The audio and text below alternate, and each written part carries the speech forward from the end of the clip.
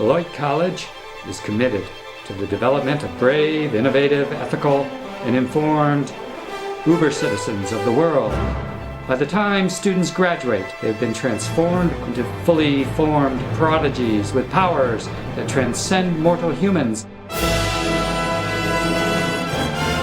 They are able to change the course of mighty history and bend dogmatism with their bare intellect. Coming to Beloit has been amazing.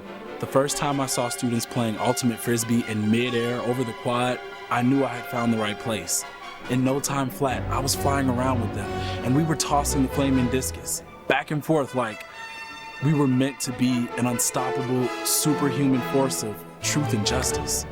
I can travel between dimensions. I'm actually studying abroad next semester. Really, really abroad. You see really cool things. I mean, students who are able to ignite fires with their minds. One of my favorite things is the students who there's sort of a spring ritual where students who can fly sort of do a flyover in Middle College in the spring, and that's pretty cool. Coming here to Beloit College has allowed me to look at other people's superpowers, and in that way has allowed me to realize my own superpower. My own superpower have the ability to make people instantly understand my point of view. No, the college actually does not recruit students who have superpowers initially. There are certainly some students who are advanced, they come to us with those powers in place, but many of our students arrive on campus with no knowledge of any powers they've got. That of course changes over the first 2 or 3 semesters. There can be some pretty remarkable awakenings on campus. I've been thinking about majoring in chemistry because I've always wanted to be able to, transform matter with my mind, which is what my TA in my class right now does. She walks in and sits down on her lab stool and just sort of transforms it into gold and then into a tiger. The lab is called Epic Sidekicks, and the freshmen get to come in and turn their lab stools into whatever they think would make a great, superhero sidekick for whatever their special power might be. I do a tiger made out of gold. It's just kind of, I guess, my trademark. I can't begin to tell you how important it is for performance that our students have superpowers.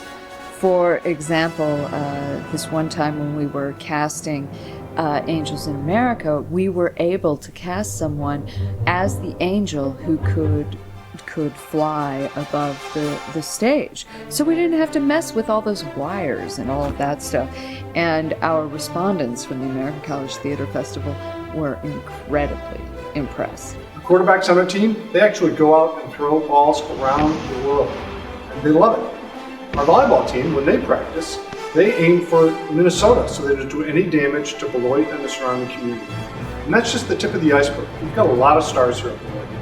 I can pitch my voice so low that it is in fact too low for human hearing.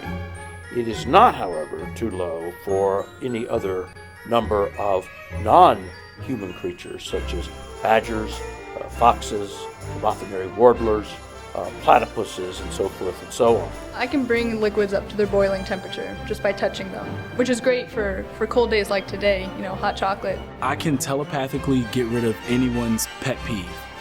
I still remember the first time that I figured out that I could actually clear Middle College in a single bound, and that was pretty amazing. And now I've kind of joined a group of us who we sort of make it a Sunday morning ritual of coming out and sort of jumping over all the buildings on campus, and that's pretty fun. I can see into the future. Students often scoff at that, but it's true. People ask me if I'll use invisibility to become some sort of supervillain, and no, of course not. Although I suppose I did once go to that class that I didn't sign up for. Beloiters have some pretty extraordinary abilities. Is this an exaggeration? Not really.